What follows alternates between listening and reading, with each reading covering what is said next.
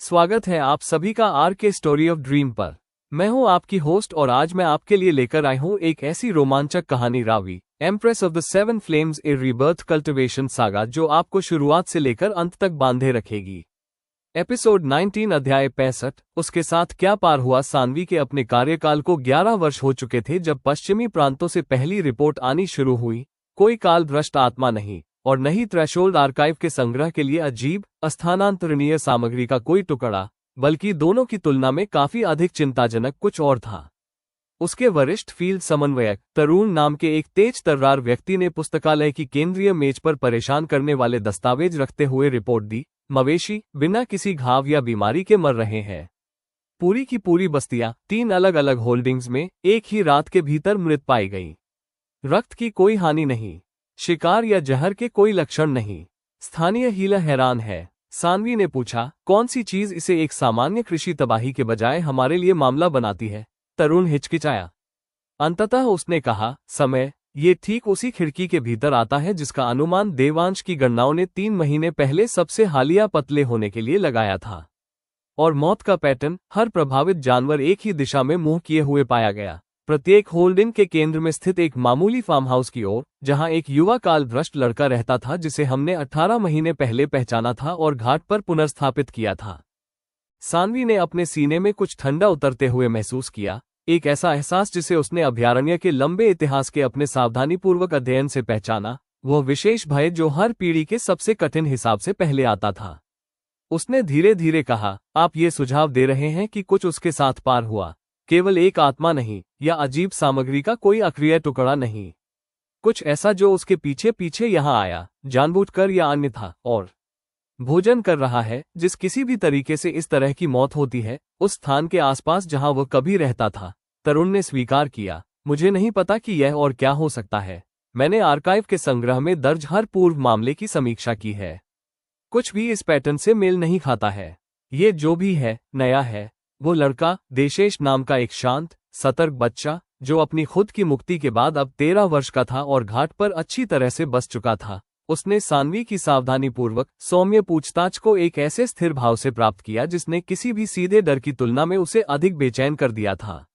जब उसने उससे सावधानीपूर्वक दबाव डालते हुए, अपने शब्दों को वैसे ही चुनते हुए जैसे उससे पहले हर संरक्षक ने बच्चों की अपनी नाजुक मानसिक स्थिति के खिलाफ ईमानदारी को तौलते हुए चुनना सीखा था, तब उसने आखिरकार स्वीकार किया, मेरे साथ कुछ था, इस जीवन से पहले वाले में। कोई व्यक्ति नहीं, बिल्कुल कोई जानवर भी नहीं।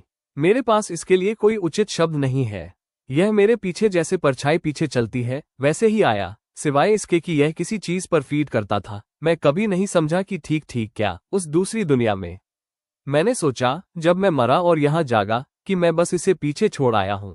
क्या आपको लगता है कि यह आपके साथ सीमा पार कर गया? देवांश एक लंबे, दुखी पल के लिए शांत रहा।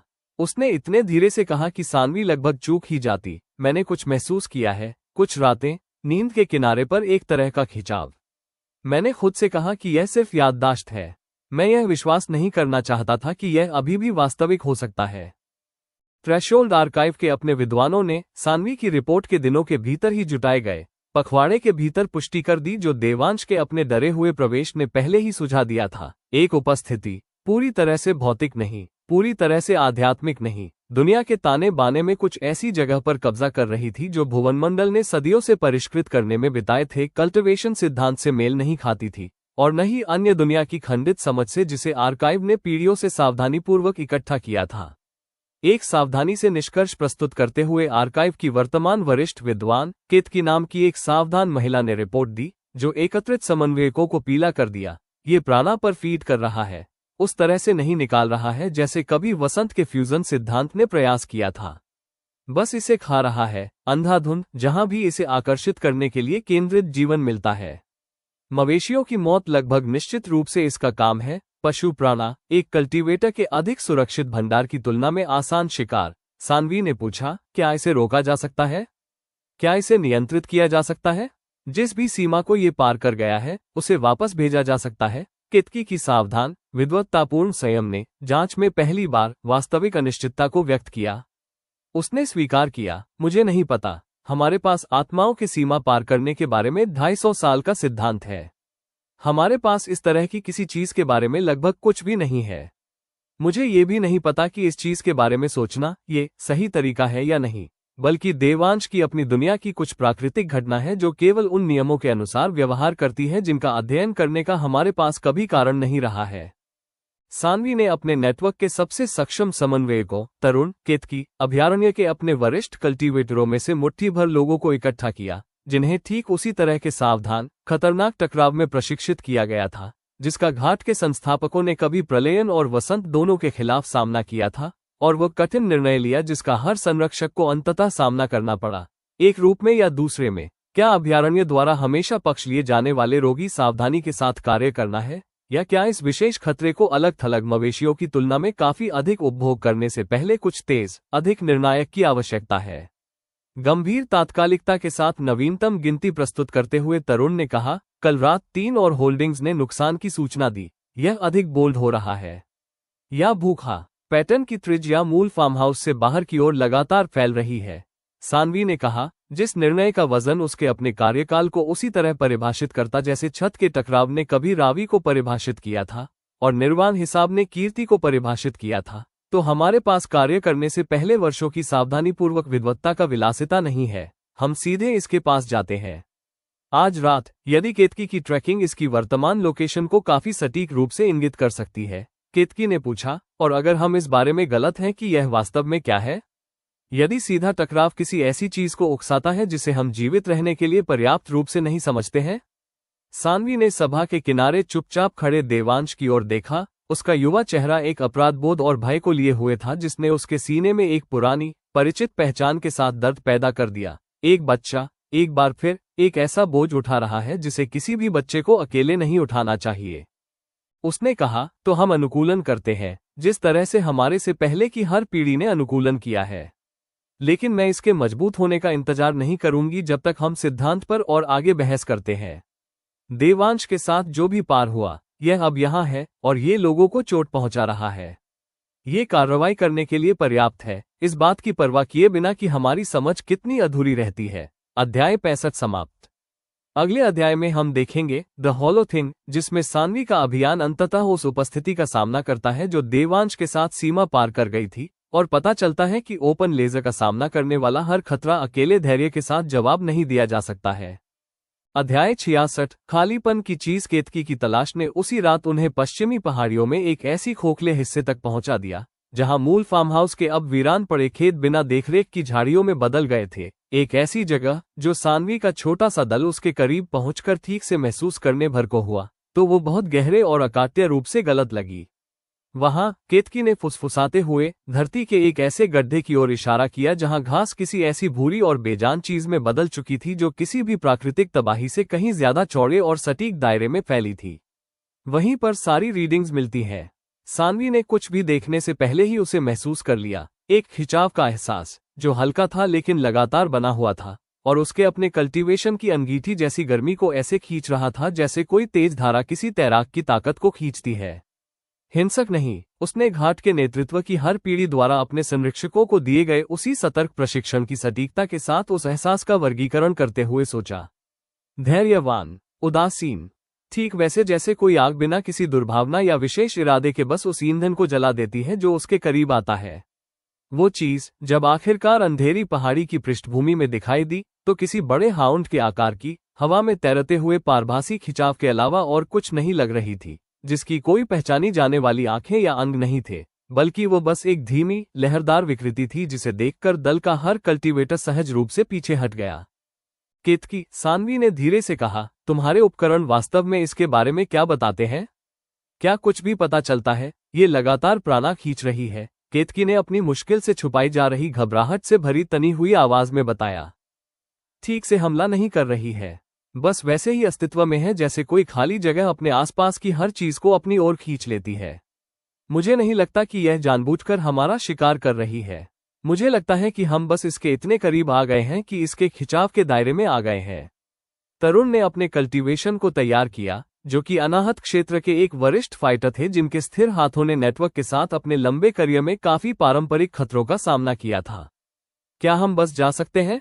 यदि यह सक्रिय रूप से शिकार नहीं कर रही है, तो शायद पीछे हटना ही पहली समझदारी भरा कदम होगा, जब तक कि केतकी की विद्वत्ता उस चीज को समझ न ले जिसका हम असल में सामना कर रहे हैं। सानवी ने इस पर विचार किया, उस लहरदार, भूखी विकृति को आसपास की घास पर अपना धीमा, धैर्यवान खिंचाव जारी रखते हुए देखा। हम पहले ही 5 बस्तियों में मवेशी खो चुके हैं, उसने कहा। अगर हम अब पीछे हट जाते हैं, बिना ये समझे भी कि इसे क्या रोकता है या धीमा करता है, तो हम बस एक ऐसे खतरे की पुष्टि के साथ घर लौटते हैं जिसका जवाब हम अभी भी नहीं जानते, जबकि यह लगातार बढ़ रहा है। वो हर उस अंतःप्रेरणा के खिलाफ आगे बढ़ी जो सावधानी बरतने की चीख रही थी, और जैसे जैसे वह पास पहुंची, उसने खिंचाव को और तेज महसूस किया, दर्दनाक नहीं, बल्कि बहुत गहरा, परेशान करने वाला, गलत, ठीक वैसे ही जैसे किसी ऐसी चीज के किनारे खड़े होना जो ये चाहे बिना भी कि वो कुछ चाहे, बस सब कुछ ले लेना चाहती हो। देवश ने कहा था कि यह उसकी अपनी दुनिया में भी किसी चीज को खाती है। उसने पीछे मुड़कर दूसरों से कहा, अपने सीने में बढ़ते डर के बावजूद अपनी आवाज को धीमा और स्थिर रखते हुए। वो कभी समझ नहीं पाया कि आखिरकार क्या। मैं सोचती हूँ कि क्या ये केंद्रित जीवन ऊर्जा की ओर खींचती है, चाहे वो ऊर्जा किसी भी रूप में हो, जिस किसी भी दुनिया में ये खुद को पाती है। यह कोई बहुत आश्वस्त करने वाली बात नहीं है, तरुण ने कहा। नहीं, सानवी ने सहमति जताई, लेकिन यह उपयोगी हो सकती है। यदि यह सोच समझकर शिकार करने के बजाय अंधाधुंध है, तो शायद हम सीधे लड़ने के बजाय इसके ध्यान को भूखा रख सकते हैं, इसे किसी ऐसी चीज की ओर आकर्षित कर सकते हैं जिसे खोना किसी व्यक्ति या मवेशियों के झुंड को खोने की तुलना में बहुत कम खर्चीला हो। वह प्रयास, जब उन्होंने इसे किया, उस तरीके से गलत साबित हुआ जिसकी सानवी की किसी भी सावधानीपूर्वक तैयारी ने उम्मीद नहीं की थी। केतकी केंद्रित प्राणा से एक अस्थायी प्रलोभन, लुआ, बनाने का काम कर रही थी जिसे आपातकालीन रिजर्व के लिए हर डिसाइपल, शिष्य, अपने पास रखने वाले एक मामूली कल्टीवेशन स्टोन में संग्रहित किया था। उसने उस खोखली चीज के लहरदार किनारे के बहुत करीब जाने की भूल कर दी और अपनी उस सावधानी के साथ इसकी सीमा को परखने लगी जो अंत में अपर्याप्त साबित हुई। खिंचाव अचानक और हिंसक गति से बढ़ गया। उस चीज का पारभासी आकार उसकी शुरुआती, धैर्यवान चाल से कहीं अधिक तेजी से आगे बढ़ा, और सानवी ने एक ऐसी दहशत के साथ देखा जो उसके जीवन भर उसके साथ रहने वाली थी। केतकी का अपना सावधानी से संरक्षित प्राणा रिजर्व एक ही क्रूर पल में छिन गया, न केवल उस पत्थर की संग्रहित ऊर्जा, बल्कि उसके साथ केतकी की अपनी कल्टीवेशन का एक हिस्सा भी, और वह विद्वान दर्द की एक घुटी हुई चीख के साथ घुटनों के बल गिर पड़ी। केतकी, सानवी आगे बढ़ी, इससे पहले कि वह और नीचे गिरती, उसने उसे थाम लिया और उस बीमारी भरे खालीपन को महसूस किया जहां केतकी की अपनी मेहनत से कमाई गई ताकत का एक हिस्सा बस अचानक से अस्तित्व में नहीं बचा था। तरुण ने उस चीज के आगे बढ़ने को रोकने के लिए कदम बढ़ाया। उनकी अपनी अनाहत क्षेत्र की ताकत उज्ज्वल और रक्षात्मक रूप से भड़क उठी, और एक भयानक, लंबे पल के लिए सानवी ने 2 ताकतों को ऐसे जूझते हुए देखा जैसे कोई डूबता हुआ आदमी किसी ऐसी धारा से लड़ रहा हो जिसे उस लड़ाई से कोई फर्क ही नहीं पड़ता था। तरुण का अपना कल्टीवेशन अपनी कोरी और जिद्दी ताकत के जरिए उस जीव को रोके हुए था, जबकि वो चीज बचाव में खर्च की जा रही हर ताकत को बस धैर्यपूर्वक खींचती जा रही थी। पीछे हटो, सानवी चिल्लाई और केतकी के कमजोर शरीर को उस खोखलेपन की पहुंच से दूर खींच ले गई। तरुण, मुकाबला बंद करो, तुम किसी ऐसी चीज को मात नहीं दे सकते जो थकती नहीं है।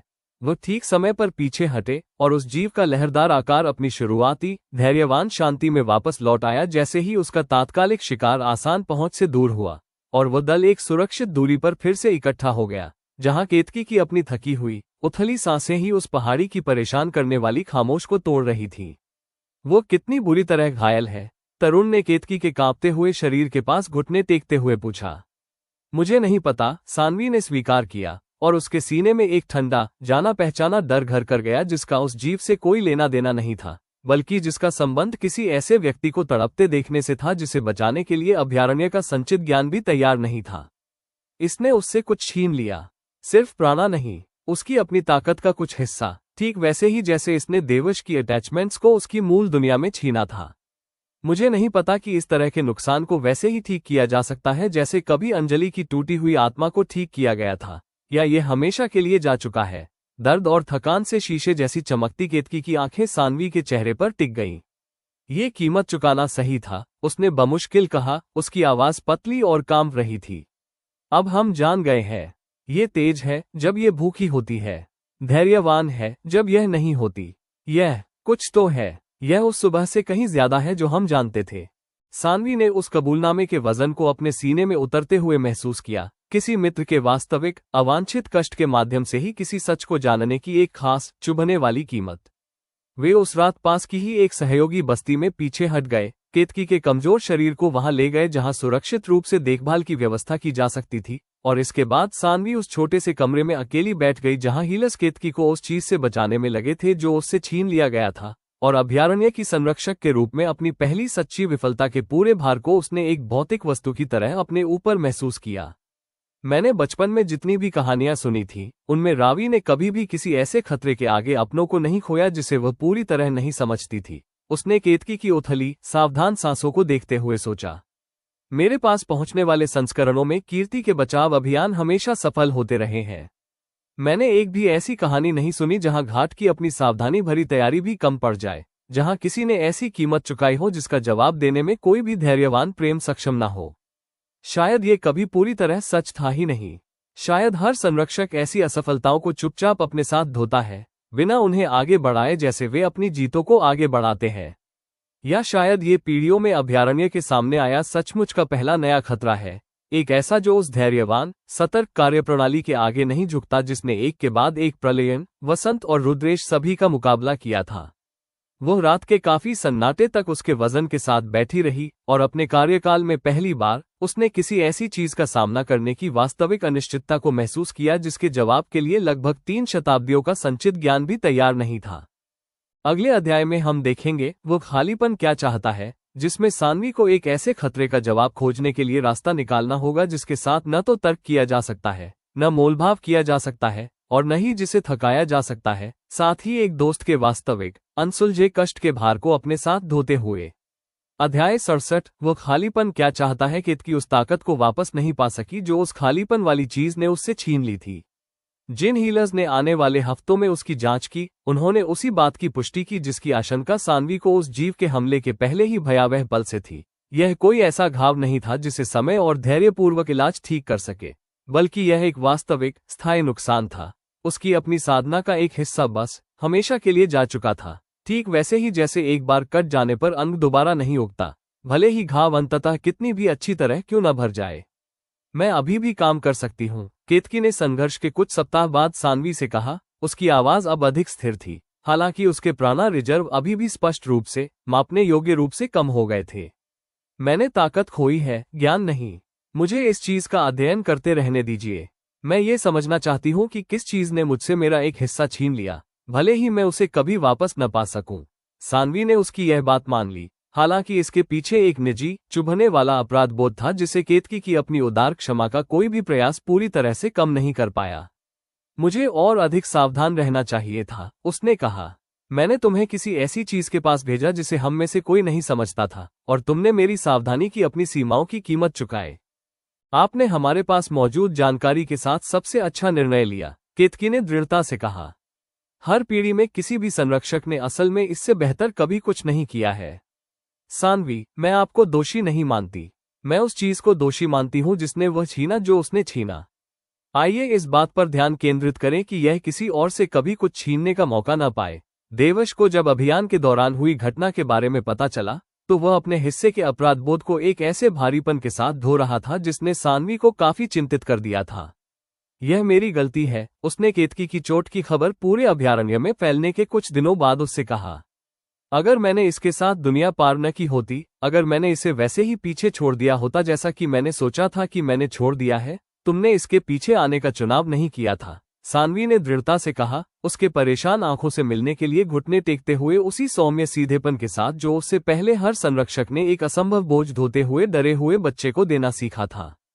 तुम एक बच्चे थे, एक ऐसी दुनिया में मर रहे थे जिसे छोड़ने का तुमने चुनाव नहीं किया था, और एक ऐसी दुनिया में प्रवेश कर रहे थे जिसे तुमने चुनने का विकल्प नहीं चुना था। जो कुछ भी तुम्हारे साथ यहाँ आया है, वो तुम्हारी गलती नहीं है, देवश, ठीक वैसे ही जैसे वो बुखार जिसकी वजह से कभी सरला की आंख की रोशनी चली गई थी, उसकी अपनी गलती नहीं थी कि वह बस इतनी कीमती थी कि उसे निशाना बनाया जाए। तो फिर हम इसे कैसे रोकें, अगर यह कोई ऐसी चीज नहीं है जो मैंने गलत की हो? वह, सानवी ने स्वीकार किया, ठीक वही है जिसका पता हमें लगाना होगा। सफलता जब आखिरकार मिली, तो वह न तो केतकी की अपनी कम हुई लेकिन अभी भी तेज विद्वत्ता के माध्यम से आई, और न ही अभयारण्य के किसी वरिष्ठ कल्टीवेटर के भारी युद्ध अनुभव के माध्यम से, बल्कि खुद देवश के माध्यम से आए, जिसने अपनी उस मूल दुनिया की यादों के टुकड़ों को एक देखभाल के साथ, धैर्यवान दृढ़ता के साथ पलटा, जिसे देखकर सान्वी को उसे काम करते हुए देखते हुए कावी की अपनी उस पुरानी याद की याद आ गई जो उसने अपने असंभव मूल को समझने के लिए समर्पित की थी। मुझे कुछ याद है, उसने जांच के लगभग 2 महीने बाद सान्वी से कहा। उसके युवा चेहरे पर एक सच्ची, कठिनाई से अर्जित खोज का विशेष उत्साह था। मेरी पुरानी दुनिया में जो लोग इसका अध्ययन करते थे, मैं पूरी तरह से नहीं समझता कि वे वास्तव में क्या थे। शायद विद्वान या पुजारी की तरह कुछ। मुझे लगता है वे इससे सीधे नहीं लड़ते थे। वे एक तरह का कंटेनर बनाते थे, इसे नष्ट करने के लिए नहीं, इसे सुरक्षित रूप से रखने के लिए, कहीं ऐसी जगह जहां ये खाने के लिए किसी चीज तक पहुंच न सके। क्या तुम्हें याद है कि उन्होंने ऐसा कंटेनर कैसे बनाया था? देवश का उत्साह थोड़ा कम हो गया। ठीक से नहीं, उसने स्वीकार किया, लेकिन मुझे इसका आकार याद है। एक घेरा, परतों वाला, काफी कुछ वैसे ही जैसे आपने तारा की अपनी पुरानी बाइंडिंग तकनीकों के काम करने के तरीके का वर्णन किया है। मुझे लगता है कि यह इसे सीधे तौर पर मारने के बजाय धीरे धीरे भूखा रखने के लिए हो सकता है, क्योंकि मुझे नहीं लगता कि मेरी पुरानी दुनिया में भी वास्तव में किसी चीज ने इसे मारा था। मुझे लगता है कि उन्होंने बस इसे बंद करना और इंतजार करना सीख लिया था। केतकी ने अभयारण्य द्वारा पीढ़ियों से परिष्कृत की गई बाइंडिंग तकनीकों में अपनी कंसिडरेबल विशेषज्ञता के साथ साथ देवश की अपनी बिखरी हुई यादों पर काम करते हुए अगले 3 महीनों में खोखली चीज को रोकने के लिए एक सैद्धांतिक ढांचा तैयार किया।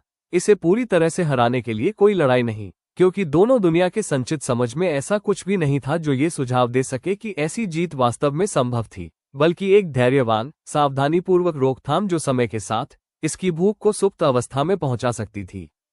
इसके लिए परतों वाले वार्ड्स की आवश्यकता है, उसने एकत्रित अभियान दल के सामने अपने सावधानीपूर्वक सिद्धांत को प्रस्तुत करते हुए समझाया, जो इस बार उनकी पहली खर्चीली भिड़ंत की तुलना में बहुत अधिक अच्छी तरह से तैयार थे। इसे नष्ट करने के लिए नहीं, इसे घेरने के लिए, धीरे धीरे सीमा को तब तक कसना जब तक कि इसके पास पहुंचने के लिए खाने को कुछ न बचे, और इसे उस सुप्त अवस्था में धकेल देना जिसे इसकी अपनी मूल दुनिया ने जाहिर तौर पर संभालना सीख लिया था। क्या ये काम करेगा? तरुण ने पूछा। मुझे नहीं पता, केतकी ने ईमानदारी से स्वीकार किया। मैंने सिद्धांत को उतनी ही सावधानी से बनाया है जितना मैं जानती हूं। लेकिन हम एक 13 साल के लड़के की उस दुनिया के स्वदेशी खतरे के लिए विकसित समाधान की खंडित यादों पर काम कर रहे हैं। मैं यह वादा नहीं कर सकती कि यह सफल होगा। मैं केवल इतना वादा कर सकती हूं कि यह सबसे अच्छा उत्तर है जिसे हम तैयार करने में कामयाब रहे हैं। वे पहले खर्चीले टकराव के 3 महीने बाद पश्चिमी पहाड़ियों में लौटे, इस बार काफी अधिक तैयारी के साथ। केतकी का अपना सावधानीपूर्वक वार्ड कार्य, छोटे नियंत्रित परीक्षणों के खिलाफ परिष्कृत और परीक्षण किया गया। तरुण और अभयारण्य के वरिष्ठ कल्टीवेटरों का एक पूरा दल, जो किसी भी हिंसक विरोध के खिलाफ रोकथाम की बाहरी सीमा को बनाए रखने के लिए तैयार था, और खुद सान्वी अभियान के केंद्र में, एक ऐसे संरक्षक के विशेष भार को ढोते हुए जो अपनी पिछली असफलता की कीमत को नहीं दोहराने के लिए दृढ़ संकल्प थी। बीच के महीनों में खोखली चीज बढ़ गई थी, उसका लहराता हुआ पारदर्शी रूप अब उस हाउंड के आकार की उपस्थिति से काफी बड़ा हो गया था जिसका उन्होंने पहली बार सामना किया था, और सान्वी की छाती में डर से जकड़न महसूस हुई जब उसने इसे एक ऐसी भूख के साथ पल्स करते हुए देखा जो स्पष्ट रूप से बढ़ने के बजाय और अधिक पैनी हो गई थी।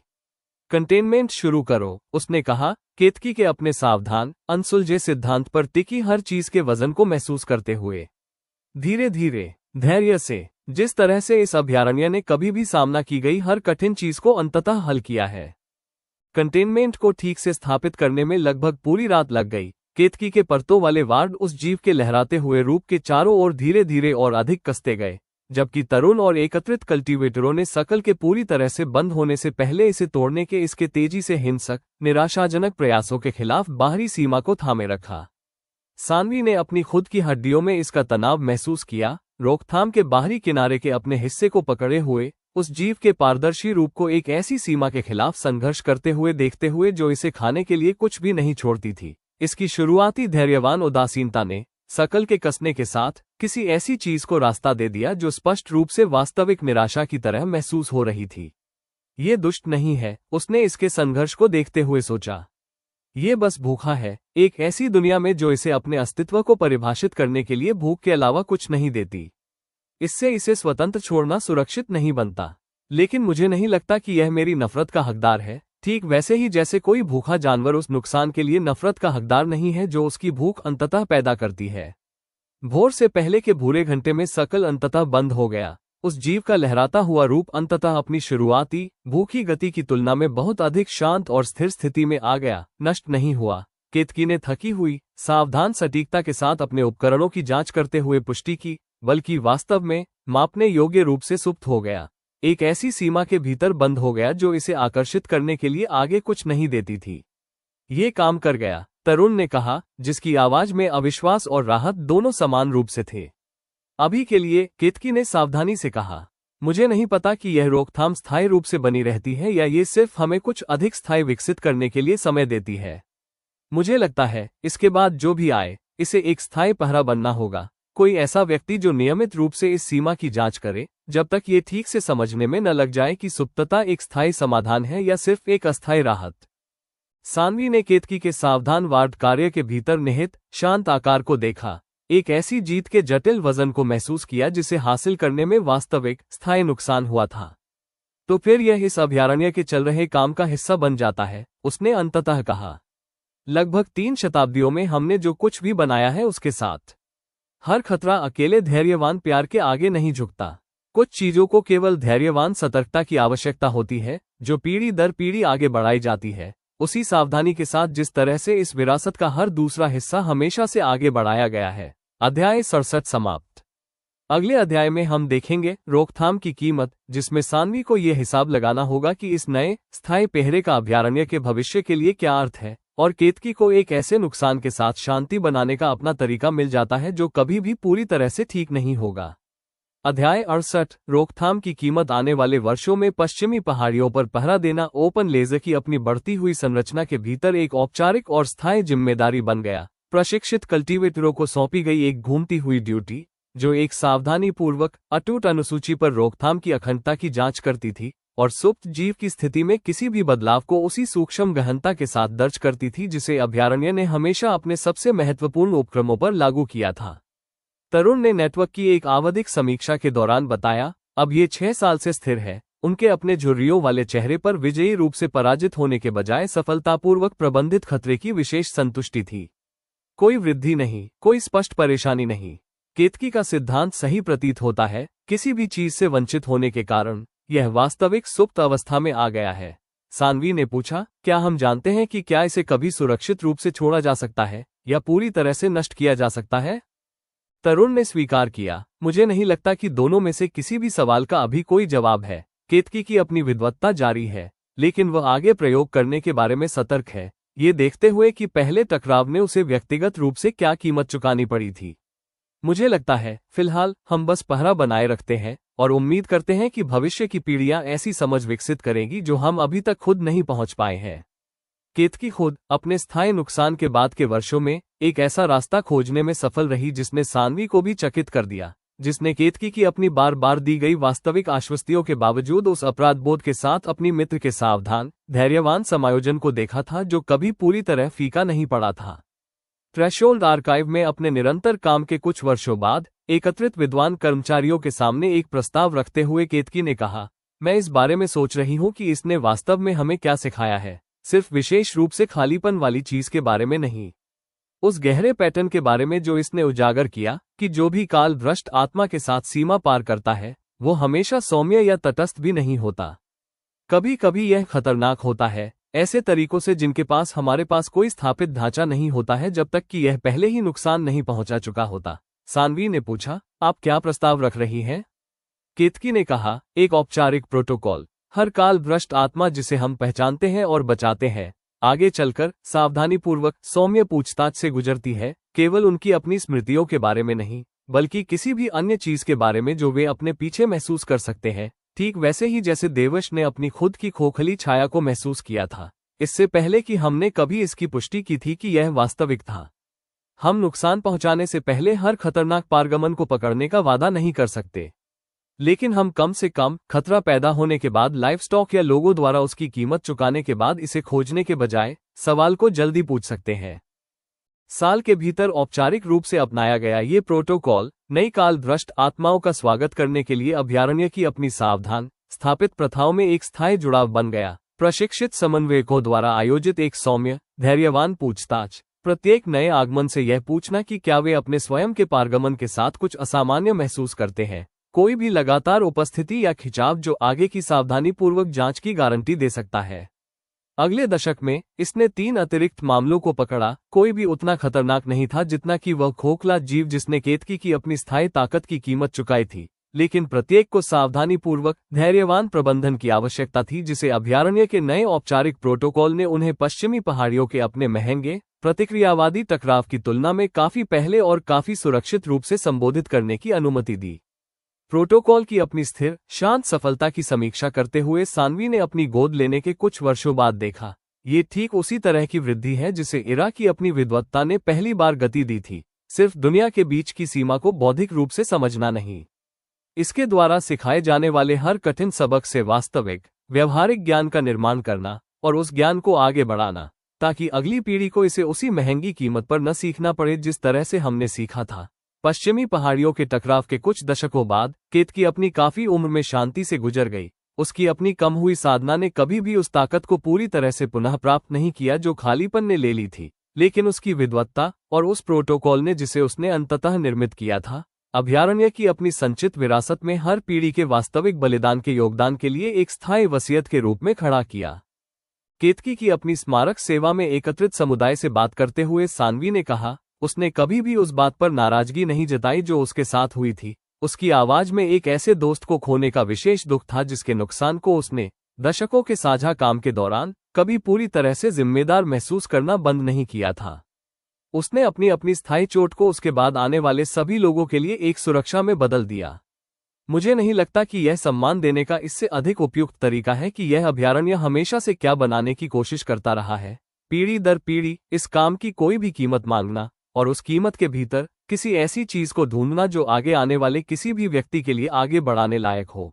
सक्रिय नेतृत्व के अपने अंतिम वर्षों में सान्वी खुद अक्सर पश्चिमी पहाड़ियों पर लौटती हुई पाई गई, रोकथाम की अपनी सावधान, अपरिवर्तनीय सीमा के सामने चुपचाप खड़ी होकर उसके भीतर के सुप्त, खोखले आकार को देखती रही जो ठीक उसी तरह स्थिर और शांत था जैसा कि केतकी के अपने महंगे बलिदान द्वारा उस शांति को पहली बार खरीदने के बाद से हर साल रहा था।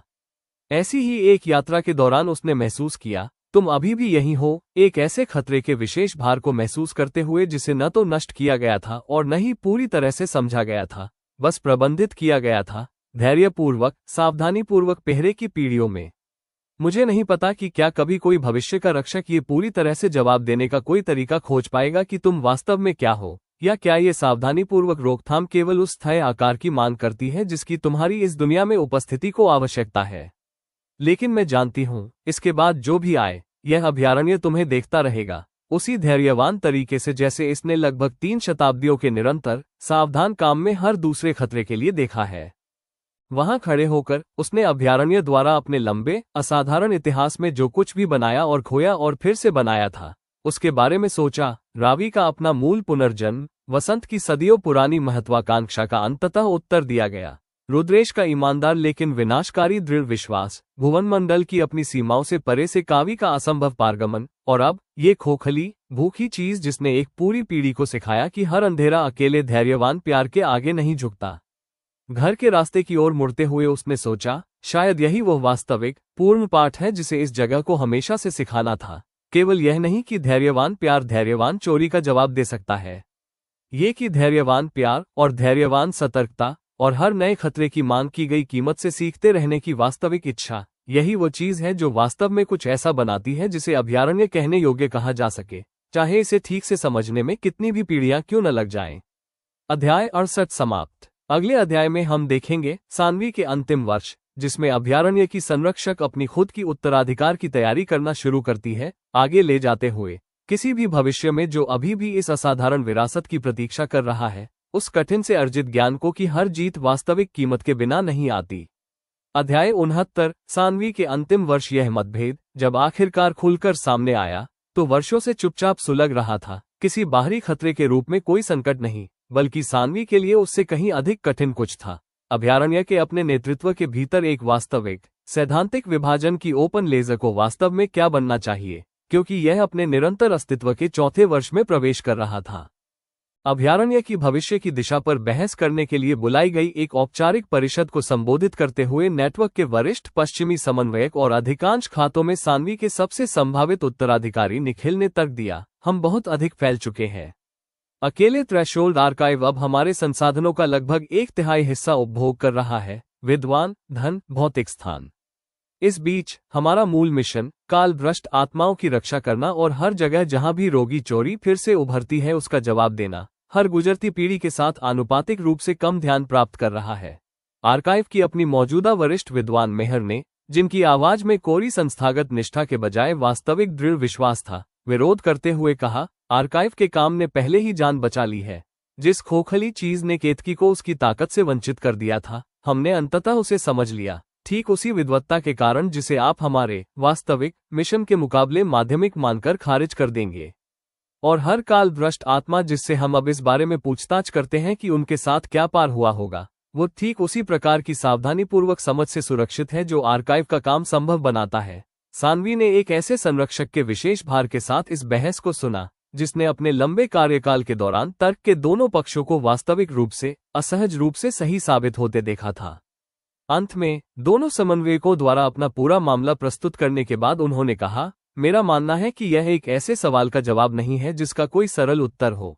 निखिल इस बात में सही है कि हमारा मूल मिशन कमजोर पड़ने का जोखिम उठाता है यदि आर्काइव के अपने आकर्षक रहस्य बिना किसी उचित सीमा के हमारा ध्यान और संसाधन खींचना जारी रखते हैं। मेहर भी उतनी ही सही है कि उन रहस्यों को समझने से पहले ही स्पष्ट रूप से उन लोगों की रक्षा हुई है जिनकी रक्षा के लिए अभयारण्य मौजूद है। उन्होंने रुककर अपने आगे आने वाली पसंद की वास्तविक कठिनाई को महसूस किया। मुझे लगता है कि वास्तविक सवाल यह नहीं है कि एक मिशन को दूसरे के लिए छोड़ दिया जाए। यह है कि हम अपनी उत्तराधिकार व्यवस्था और अपने संसाधनों को कैसे संरचित करें ताकि यह सुनिश्चित हो सके कि कोई भी मिशन कभी भी दूसरे को पूरी तरह से हाशिए पर न धकेल दे। निखिल ने बड़े सीधेपन से, हालांकि बिना किसी कड़वाहट के कहा, यह एक ऐसा उत्तर लगता है जो किसी को संतुष्ट नहीं करता। सान्वी ने स्वीकार किया, शायद, लेकिन मैंने अपने लंबे कार्यकाल में ये सीखा है कि इस अभयारण्य के सामने आने वाली सबसे कठिन पसंद के शायद ही कभी ऐसे उत्तर होते हैं जो हर किसी को पूरी तरह से संतुष्ट करते हैं। मुझे लगता है कि यह पीढ़ियों तक इतनी बड़ी चीज को ले जाने का क्या मतलब है, इसका सिर्फ एक हिस्सा है, ये स्वीकार करना कि पूर्ण आम सहमति हमेशा उपलब्ध नहीं होती है, और इसके बजाय उस रास्ते को चुनना जो इस जगह ने जो कुछ भी बनने की कोशिश की है उसका सम्मान करने की सबसे अधिक संभावना रखता है।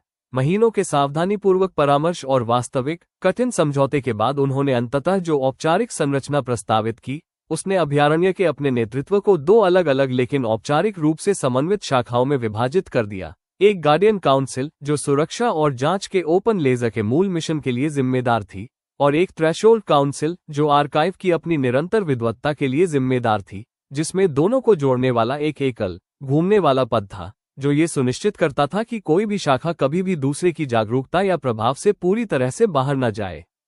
पहली बार इस प्रस्ताव को औपचारिक रूप से प्रस्तुत करते हुए उन्होंने एकत्रित समुदाय से कहा, यह कोई आदर्श समाधान नहीं है। मेरा मानना है कि इतनी वास्तविक और इतने लंबे समय से चली आ रही तनन के लिए कोई आदर्श समाधान मौजूद नहीं है, लेकिन मेरा मानना है कि यह संरचना दोनों मिशनों को समर्पित संसाधन और नेतृत्व प्रदान करती है, साथ ही यह सुनिश्चित करती है कि कोई भी यह न भूले कि यह रावी द्वारा पहली बार कल्पना किए गए उसी अपरिवर्तनीय उद्देश्य की सेवा में मौजूद है जो किसी को भी सुरक्षा की आवश्यकता है उसकी रक्षा करना, किसी भी रोगी चोरी पर नजर रखना जो फिर से उभरती रहती है, और जिस विशाल जटिल दुनिया की रक्षा करने का जिम्मा हमें सौंपा गया है उसे पूरी तरह से समझना। सान्वी की अपनी निजी राहत के लिए निखिल ने कुछ महीनों बाद नए स्थापित गार्डियन काउंसिल के नेतृत्व को औपचारिक रूप से संभालते हुए वास्तविक और नपे तुले अनुग्रह के साथ समझौते को स्वीकार कर लिया।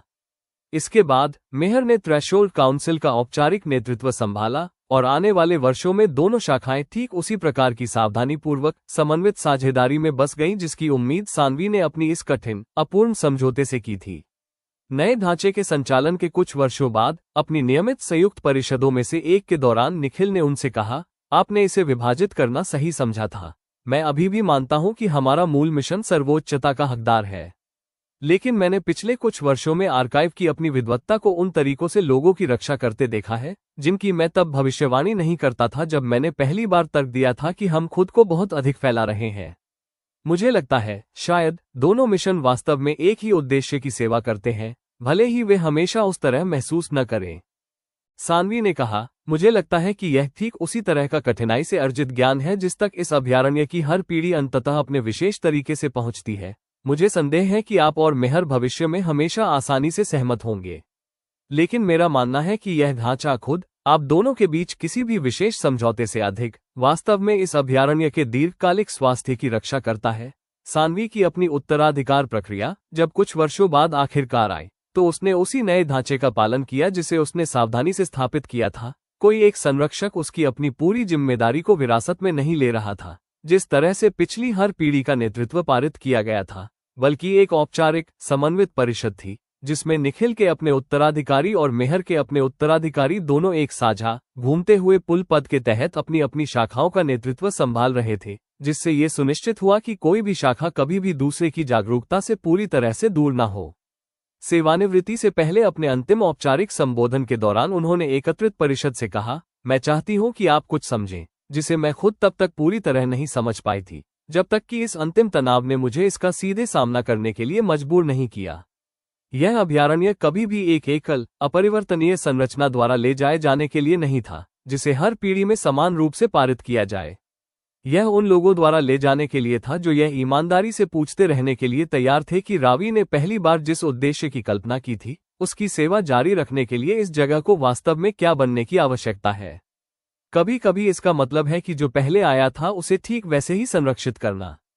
कभी कभी, जैसा कि मैंने अपने अपने कठिन अंतिम वर्षों में सीखा है, इसका मतलब कुछ नया बनाना है, हालांकि कितना भी अपूर्ण क्यों न हो, एक ऐसे तनाव के जवाब में जिसे पुरानी संरचना अब ठीक से नहीं संभाल सकती थी। वह अपनी शांत सेवानिवृत्ति के कुछ वर्षों में गुजर गई। उनका नाम समय के साथ उस स्मारक पत्थर में जोड़ा गया जो लगभग 3 शताब्दियों में महाद्वीप के अपने इतिहासकारों द्वारा भुवनमंडल के वास्तविक सांस्कृतिक खजाने में से एक माना जाने लगा था। एक जीवित रिकॉर्ड जो मनाए गए और चुपचाप साधारण नामों, संरक्षकों और पीड़ितों, विद्वानों और बचाई गई आत्माओं दोनों से बंधा हुआ था, जो सभी उसी अपरिवर्तनीय धागे से बंधे थे जो पहली बार एक डूबते हुए बच्चे के असाधारण दूसरे मौके से शुरू हुआ था। उनके निधन के बाद आने वाले वर्षों में गार्डियन काउंसिल और थ्रेशोल्ड काउंसिल ने उस सावधानीपूर्वक समन्वित साझेदारी को जारी रखा जिसे उनके अपने कठिन अंतिम कार्यकाल ने पहली बार स्थापित किया था। निखिल अक्सर मेहर से अपने दशकों के साझा नेतृत्व के दौरान ये बात दोहराते थे कि एक पीढ़ी द्वारा प्रबंधित किए जाने वाले सबसे कठिन समझौते कभी कभी भविष्य के लिए सबसे मजबूत आधार बन जाते हैं जिन्हें अभी भी बनाया जाना बाकी है। अध्याय 69 समाप्त। अगले अध्याय में हम देखेंगे परिषद का पहरा, जिसमें नव विभाजित नेतृत्व अपने पहले वास्तविक परीक्षण का सामना करता है और यह पता लगाता है कि क्या सानवी की सावधानीपूर्वक अपूर्ण संरचना वास्तव में एक ऐसे संकट के खिलाफ टिक सकती है जो अभयारण्य के मिशन की दोनों शाखाओं को एक साथ खतरे में डालता है। अध्याय 70 परिषद का पहरा। ये संकट जब विभाजित परिषद संरचना के संचालन के लगभग 15 वर्षों बाद आखिरकार सामने आया, तो इसने सानवी के सावधानीपूर्वक किए गए समझौते की ऐसी परीक्षा ली जिसकी न तो उसने, न निखिल ने और न ही मेहर ने कभी पूरी तरह से कल्पना की थी। यह ऐसा खतरा नहीं था जिसके लिए एक शाखा की विशेषज्ञता दूसरी से बेहतर हो, बल्कि इसके लिए दोनों की एक साथ आवश्यकता थी। ऐसी परिस्थितियों में जहां दोनों परिषदों की अपनी सावधानीपूर्वक समन्वित साझेदारी पहली बार उस गति के मुकाबले वास्तव में अपर्याप्त साबित हुई जिसकी उस खतरे को आवश्यकता थी। एक संयुक्त रूप से बुलाई गई आपातकालीन बैठक में जरूरी निष्कर्षों को प्रस्तुत करते हुए मेहर की उत्तराधिकारी और थ्रेशोल्ड काउंसिल की प्रमुख अदिति ने रिपोर्ट दी। एक और सिकुड़ती हुई खिड़की देवांश की मूल गणनाओं द्वारा अनुमानित समय से काफी पहले। या तो उसका मॉडल अधूरा था या पैटर्न के बारे में कुछ बदल गया है। गार्डियन काउंसिल का नेतृत्व करने वाले निखिल के अपने उत्तराधिकारी रोहन ने पूछा, कितनी जल्दी? उनकी आवाज में वो विशेष तात्कालिकता थी जिसे हर पीढ़ी के नेतृत्व को अंततः पहचानना सीख ही लेना चाहिए था। अदिति ने कहा, अनुमानित समय से 11 साल पहले। हमारे पास अपने फील्ड नेटवर्क को ठीक से ब्रीफ करने का समय नहीं मिला है। यदि इस खिड़की के दौरान आत्माएं या कुछ और पार करती हैं, तो हम उस तरह प्रतिक्रिया देने की स्थिति में नहीं हो सकते हैं जैसी हमारे प्रोटोकॉल मानकर चलते हैं। इस आपातकाल ने अपने पहले ही कठिन दिनों में ठीक उसी खामी को उजागर कर दिया जिसके खिलाफ सानवी के मूल समझौते का कभी पूरी तरह से परीक्षण नहीं किया गया था। गार्डियन काउंसिल का अपना फील्ड नेटवर्क, जो ठीक से तैयारी करने के लिए पर्याप्त चेतावनी के समय की धारणा पर आधारित था, और थ्रेशोल्ड काउंसिल की अपनी विद्वत्ता, जो विसंगति का पता लगाने में सक्षम थी लेकिन अपने ही निष्कर्षों पर इतनी जल्दी कार्रवाई करने के लिए व्यवहारिक बुनियादी ढांचे से वंचित थी। रोहन ने कहा, हमें तत्काल तैनाती की आवश्यकता है, लेकिन हमारे आधे क्षेत्रीय समन्वयक रोटेशन के बीच में है और कम नोटिस पर उपलब्ध नहीं है। यदि हमारे पास सामान्य चेतावनी अवधि होती तो यह कोई समस्या नहीं होती। अदिति ने कूटनीतिक संयम बरतने के अपने प्रयास के बावजूद अपनी स्पष्ट निराशा के साथ कहा, और यदि गार्डियन काउंसिल ने अपनी शुरुआती चेतावनी वाली छात्रवृत्ति को अपने आप में पर्याप्त तैयारी मानने के बजाय लचीली और त्वरित प्रतिक्रिया क्षमता में अधिक भारी निवेश किया होता, तो शायद हम किसी वास्तविक संकट के दौरान ये बहस नहीं कर रहे होते। रोहन ने बाद में निजी तौर पर स्वीकार किया कि कमरे में तनाव किसी भी ऐसे संकट से कहीं अधिक था जिसका सामना अभयारण्य ने अपनी स्थापना के बाद से किया था। अंत में, ये किसी एक अकेली परिषद का काम नहीं था जिसने तत्काल संकट को हल किया, बल्कि ये दोनों शाखाओं के व्यक्तिगत समन्वयकों का एक गठबंधन था, जिन्होंने औपचारिक नेतृत्व संरचना के ठीक से समन्वय करने की तुलना में अपनी खुद की पहल पर तेजी से काम किया। अदिति के अपने जूनियर विद्वानों ने औपचारिक अंतर परिषद प्रोटोकॉल का इंतजार करने के बजाय शुरुआती निष्कर्षों सीधे तौर पर उन फील्ड समन्वयकों तक पहुंचाए जो पहुंच के भीतर थे। रोहन की अपनी सबसे अनुभवी पश्चिमी समन्वयक, एक तेज, सक्षम महिला जिसका नाम इशिता था, ने औपचारिक तैनाती के लिए सामान्य रूप से आवश्यक हफ्तों के बजाय दिनों के भीतर जितने भी कर्मियों तक वह पहुंच सकती थी, उनसे एक तात्कालिक प्रतिक्रिया टीम को जुटाया। खिड़की के संक्षिप्त, अराजक परिणाम में उन्हें 2 नई काल भ्रष्ट आत्माएं मिली। दक्षिणी प्रांतों में एक लड़की जिसे केवल थोड़ी सी देरी के साथ सफलतापूर्वक पहचाना गया और स्वागत किया गया, और दूर के पश्चिमी इलाकों में एक लड़का जिसकी अपनी क्रॉसिंग के लगभग 3 हफ्ते बाद खोज की गई, जिसे पहले ही काफी डर और भ्रम का सामना करना पड़ा था, जिससे तेज प्रतिक्रिया उसे बचा सकती थी। संकट के अंततः समाधान होने पर इशिता ने अपनी विशेष पीड़ा को व्यक्त करते हुए रिपोर्ट दी, हम बहुत धीमे थे, विनाशकारी रूप से नहीं, लेकिन उस लड़के को 3 सप्ताह तक भ्रम और अलगाव का सामना करना पड़ा, जिसे एक ठीक से समन्वित प्रतिक्रिया को रोकना चाहिए था। इसके बाद अभयारण्य के अपने नेतृत्व के भीतर जो औपचारिक लेखा जोखा सामने आया, वो दोनों परिषदों द्वारा पहले सामना किए गए किसी भी बाहरी खतरे की तुलना में काफी कठिन साबित हुआ। गलत क्या हुआ था, इसका आकलन करने के लिए बुलाई गई औपचारिक समीक्षा में रोहन ने 2 टूक शब्दों में कहा, ये ढांचा विफल हो गया, किसी की व्यक्तिगत विफलता के कारण नहीं।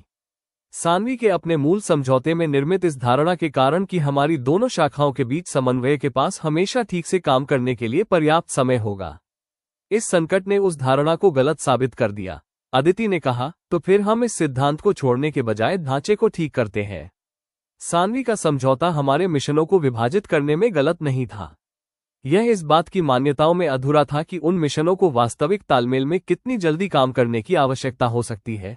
इसके बाद शुरू हुई बहस, जो कई कठिन महीनों तक चली, ने अंततः अभयारण्य की अपनी गवर्निंग संरचना में एक संशोधन को जन्म दिया, जिसका न तो किसी शाखा ने पूरी तरह से स्वागत किया, बल्कि दोनों ने अंततः इसे आवश्यक माना। दोनों परिषदों से ली गई एक स्थायी संयुक्त त्वरित प्रतिक्रिया टीम, जिसे प्रतिक्रियाशील रूप से इकट्ठा करने के बजाय स्थायी रूप से बनाए रखा गया, विशेष रूप से उस अंतर को पाटने के लिए डिजाइन किया गया जिसे हालिया संकट ने उजागर किया था। संशोधित संरचना को एकत्रित अभयारण्य समुदाय के सामने प्रस्तुत करते हुए रोहन ने स्वीकार किया, इसकी कीमत हमें ऐसे संसाधनों के रूप में चुकानी पड़ती है जिन्हें कोई भी शाखा विशेष रूप से छोड़ना नहीं चाहती। गार्डियन काउंसिल स्थायी संयुक्त असाइनमेंट के लिए कुछ समन्वयकों को खो देती है। थ्रेशोल्ड काउंसिल उसी के लिए कुछ विद्वानों को खो देती है। हम में से किसी को भी वो सब नहीं मिलता जो हम मूल रूप से इस समझौते से चाहते थे। अदिति ने आगे कहा, लेकिन इसका मतलब यह है कि अगला अप्रत्याशित संकट, चाहे वो अंततः कोई भी रूप ले, एक ऐसे ढांचे को पाता है जो दबाव में शून्य से समन्वय को फिर से बनाने के बजाय तेजी से प्रतिक्रिया देने के लिए पहले से ही तैयार है, जिस तरह से हम इस बार प्रबंधन करने में लगभग असफल रहे थे। अगले वर्षों में औपचारिक रूप से अपनाए गए और धीरे धीरे एकीकृत किए गए इस संशोधन ने समय के साथ अभयारण्य की अपनी निरंतर विकसित होने वाली संरचना की एक और स्थायी विशेषता बन गई। जैसा कि दशकों बाद इशिता ने अपने एक उत्तराधिकारी से कहा, यह इस बात का प्रमाण था कि एक प्रिय और सम्मानित संरक्षक द्वारा सावधानीपूर्वक निर्मित एक वास्तविक रूप से समझदार समझौता भी वास्तविक परिस्थितियों द्वारा अपनी वास्तविक सीमाओं का परीक्षण किए जाने के बाद कभी-कभी और अधिक कठिन संशोधन की मांग करता है। इस पूरी कठिन घटना के समाधान के कुछ वर्षों बाद उस पर विचार करते हुए इशिता ने कहा, सानवी ने कुछ अच्छा बनाया है, लेकिन किसी भी एक पीढ़ी द्वारा बनाई गई कोई भी चीज कभी पूरी तरह से समाप्त नहीं होती है। यह उनकी बुद्धिमत्ता की आलोचना नहीं है, ये बस किसी ऐसी चीज को बनाने की प्रकृति है जो किसी भी एक जीवन काल की अपनी विशेष समझ से अधिक समय तक टिकने के लिए बनाई गई हो। अगले अध्याय में हम देखेंगे उस लड़के को क्या याद रहा जिसमें संकट के दौरान बचाया गया पश्चिमी बच्चा अपने अपने कठिन समायोजन की शुरुआत करता है, और अभयारण्य को एक बार फिर इस बात का हिसाब लगाना होगा कि इसकी अपनी अपूर्ण प्रतिक्रियाएं कभी कभी उन लोगों से क्या वास्तविक कीमत वसूलती हैं जिनकी रक्षा के लिए यह मौजूद है।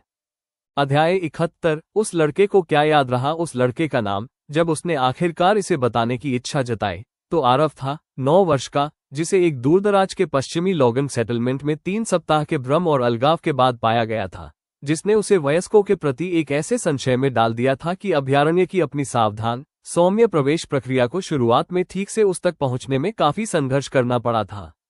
इशिता ने उसकी रिकवरी के कुछ हफ्तों बाद एकत्रित कर्मचारियों को रिपोर्ट देते हुए कहा, वह आसानी से भरोसा नहीं करता है। मुझे नहीं लगता कि यह सिर्फ कोई सामान्य सावधानी है जो कोई भी डरा हुआ बच्चा किसी अजनबी को दिखा सकता है। मुझे लगता है कि जिन लोगों के पास इस बात को समझने का कोई ढांचा नहीं था कि वो असल में क्या था, उनके द्वारा अजीब, परेशान या संभवतः अस्वस्थ के रूप में जाने के 3 सप्ताहों ने उसे कुछ ऐसा सिखाया जिसे सामान्य शर्मीलेपन की तुलना में भुलाना काफी कठिन है। रोहन ने अभयारण्य द्वारा तैयार किए गए छोटे, शांत कमरे में व्यक्तिगत रूप से उससे मुलाकात की और एक ऐसे लड़के को पाया जिसकी सतर्क, रक्षित आंखें एक ऐसा वजन लिए हुए थीं जिसे इशिता की रिपोर्ट ने केवल आंशिक रूप से ही व्यक्त किया था। रोहन द्वारा एक साधारण अभिवादन से अधिक कुछ भी कहने से पहले आरव ने कहा, मैं जानता हूं कि आप यहाँ के अन्य लोगों की तरह हैं, वे जो मरने के बाद याद रखते हैं। मैंने समन्वयक को ये कहते हुए सुना था जब वो सोच रही थी कि मैं सो रहा हूं। रोहन ने कोमलता से कहा, यह सही है, यह एक ऐसी जगह है जिसे विशेष रूप से उन लोगों के लिए बनाया गया है जो ठीक वही धो रहे हैं जो तुम धो रहे हो, तो फिर इतना समय क्यों लगा? आरव ने पूछा, और उसकी युवा आवाज में कुछ ऐसा टूटा जो एक ऐसी कड़वाहट के साथ था जिसने रोहन के सीने में दर्द पैदा कर दिया। यदि आप जानते थे कि मेरे जैसे लोग मौजूद हैं, यदि आपके पास हमारे लिए एक पूरी जगह बनी हुई थी, तो किसी के आने से पहले मुझे 3 सप्ताह तक क्यों इंतजार करना पड़ा? ये सुनकर कि मैं बीमार था या झूठ बोल रहा था या बस अजीब था? रोहन के पास कोई आसान जवाब नहीं था और उसने सावधानीपूर्वक विचार करने के बाद एक लंबे पल के बाद लड़के को किसी भी सांत्वना देने वाली टालमटोल के बजाय ईमानदारी देने का विकल्प चुना। उसने कहा, हमने एक गलती की, विशेष रूप से तुम्हारे साथ नहीं। उस खिड़की के लिए हमने कैसे तैयारी की जो तुम्हें यहां लेकर आए? हमने वास्तव में प्राप्त होने वाली चेतावनी से अधिक की उम्मीद की थी, और जिस समय तक हम समझ गए कि स्थिति वास्तव में कितनी जरूरी थी, हम आपको उतनी तेजी से नहीं पहुंच पाए थे जितनी तेजी से हमें होना चाहिए था।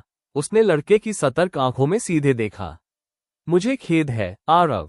वास्तव में तुम जिस दौर से गुजरे उसके 3 सप्ताह कभी नहीं होने चाहिए थे, और मैं इसका दिखावा नहीं करना चाहता या ऐसे बहाने नहीं बनाना चाहता जो वास्तव में उस बात का समाधान नहीं करते जिसके बारे में तुम गुस्से में हो। आरव ने एक लंबे पल तक उसका अध्ययन किया। उसकी रक्षित संयमता में कुछ अप्रत्याशित ईमानदारी पर थोड़ा सा बदलाव आया। उसने कहा, मेरे यहाँ आने के बाद से मुझसे बात करने वाले बाकी सभी लोगों ने इसे जितना बुरा था उससे कम बुरा दिखाने की कोशिश की है। मुझे बताया कि मैं अब सुरक्षित हूँ, जैसे कि वो ठीक कर देता है जो पहले ही हो चुका है। रोहन ने कहा, तुम अब सुरक्षित हो, लेकिन मुझे नहीं लगता कि यह 3 सप्ताह के वास्तविक डर और भ्रम को मिटा देता है, और मुझे नहीं लगता कि तुम्हें यह दिखावा करना चाहिए कि यह ऐसा करता है, बस अपने आसपास के वयस्कों को अधिक आरामदायक बनाने के लिए। ये स्वीकृति, चाहे कितनी भी छोटी क्यों न हो, आरव में कुछ ऐसा खोलती हुई प्रतीत हुई जिस तक हफ्तों की अधिक सौम्य, अधिक सावधान आश्वस्ति पहुंचने में विफल रही थी। एक इच्छा, धीरे धीरे और सावधानी से, अभयारण्य की अपनी रोगी देखभाल के साथ वास्तव में जुड़ने की बजाय इसके साथ सहन करने के बजाय अपनी 3 सप्ताह की अलगाव ने उसे जिस भी ताज़ा विश्वासघात की उम्मीद करना सिखाया था, उसका इंतजार करते हुए उसने कुछ हफ्तों बाद इशिता के साथ उस बगीचे में बैठते हुए कहा, जिसे पीढ़ियों पहले अंजलि ने पहली बार लगाया था, जो अभी भी सदियों से उस विशेष बुलावे को रखने वाले किसी भी व्यक्ति द्वारा देखभाल किया जाता है। मुझे उस महिला के बारे में बताओ जिसने इस जगह की शुरुआत की थी। इशिता ने कहा, उसका नाम रावी था, और उसने उसी लंबी, सावधान कहानी को शुरू करना शुरू किया जो हर संरक्षक और समन्वयक ने लगभग 3 शताब्दियों के निरंतर अभ्यास में हर डरे हुए नए आगमन को पेश किया था। डूबती हुई नदी, असाधारण पुनर्जन्म, 9 सावधान वर्षों में निर्मित रोगी गठबंधन, सदियों पुरानी महत्वाकांक्षा अंततः उत्तर दी गई। आरव ने अपनी सावधानी के बावजूद उत्सुकता से बात सुनी, और जब कहानी आखिरकार समाप्त हुई तो वह कुछ पल के लिए शांत रहा, किसी बात को अपने मन में टटोलता रहा। उसने अंततः पूछा, क्या उसने कभी किसी को निराश किया? उन सभी कहानियों में क्या मदद करने की कोशिश करने वाले लोग कभी गलत हो गए? जिस तरह से वे मेरे साथ गलत हुए? इशिता ने सवाल पर सावधानीपूर्वक विचार किया और इसमें ऐतिहासिक जिज्ञासा से कहीं अधिक महत्वपूर्ण कुछ पहचाना। उसने ईमानदारी से कहा, हाँ, केतकी ने अपनी ताकत का एक स्थायी हिस्सा खो दिया, एक ऐसे खतरे का सामना करते हुए जिसे अभयारण्य के संचित ज्ञान में से किसी ने भी ठीक से सामना करने के लिए तैयार नहीं किया था। सदियों में ऐसे अन्य लोग भी रहे हैं जिनकी कहानियां उन कहानियों जितनी साफ सुथरी तरह से समाप्त नहीं होती हैं जिन्हें सबसे अधिक बार बताया जाता है, ठीक इसलिए क्योंकि विफलता को किंवदंती के रूप में आगे बढ़ाना जीत की तुलना में कठिन होता है। तो फिर हर कोई ऐसा क्यों व्यवहार करता है जैसे ये जगह हमेशा इसे सही पाती है? इशिता ने स्वीकार किया, मुझे नहीं लगता कि हमारा मतलब ऐसा है। मुझे लगता है शायद हम कभी कभी विजयी कहानियों को अधिक आसानी से बताते हैं क्योंकि उन्हें आगे ले जाना आसान होता है, और कठिन विफलताओं को चुपचाप सीखे गए पाठों में बदल दिया जाता है, न कि उसी विस्तार से बताया जाता है।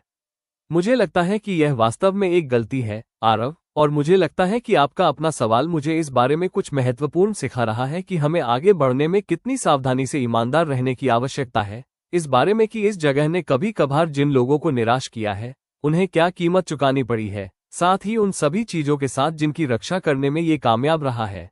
इस बातचीत ने आने वाले महीनों में अभयारण्य के अपनी संस्थागत स्मृति के दृष्टिकोण में एक वास्तविक बदलाव को प्रेरित किया। इशिता द्वारा नेतृत्व किया गया और अंततः दोनों परिषदों में अपनाया गया एक औपचारिक प्रयास न केवल ओपन लेज़र की जीत को दस्तावेज करने के लिए, बल्कि इसकी वास्तविक विफलताओं और नियम इसको उसी सावधान, अटूट ईमानदारी के साथ दस्तावेज करने के लिए जिसे स्मारक पत्थर ने हमेशा पैटर्न के अपने पीड़ितों पर लागू किया था।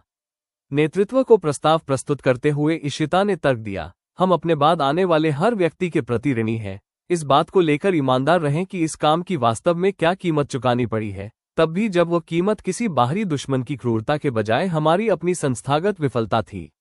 आरव के अपने 3 सप्ताह के कष्ट को उतने ही स्पष्ट रूप से याद किए जाने का अधिकार है जितना कि किसी भी पीड़ित की कहानी जिसे हमने कभी उस पत्थर में तराशा है, ठीक इसलिए क्योंकि इसे ईमानदारी से याद रखना ही वास्तव में अगली पीढ़ी को वही गलती दोहराने से रोकता है। आरव खुद आने वाले वर्षों में धीरे धीरे उस बसे हुए संपन्न अपनेपन में विकसित हो गया जो घाट ने अपने लंबे इतिहास में हर काल भ्रष्ट आत्मा को पेश किया था। उसकी अपनी शुरुआती कड़वाहट धीरे धीरे आसान हो गई, हालांकि कभी भी पूरी तरह से गायब नहीं हुई। कुछ ऐसा बन गया जिसे उसने रोगी समर्थन के साथ, इसके बजाय वास्तविक कृतज्ञता के साथ धोना सीखा। वर्षों बाद जब वो खुद एक युवा व्यक्ति बन गया था, यह विचार करते हुए कि क्या नेटवर्क के अपने समन्वय कार्य में औपचारिक रूप से शामिल होना है, उसने इशिता से कहा, मैं अभी भी कभी कभी उन 3 सप्ताहों के बारे में सोचता हूँ। मुझे नहीं लगता कि मैं उनके बारे में गुस्सा होना कभी पूरी तरह से बंद कर पाऊंगा, भले ही मैं वह सब कुछ जानता हूं जो अब मैं जानता हूं कि वे क्यों हुए। इशिता ने कोमलता से कहा, मुझे नहीं लगता कि तुम्हें रुकना चाहिए।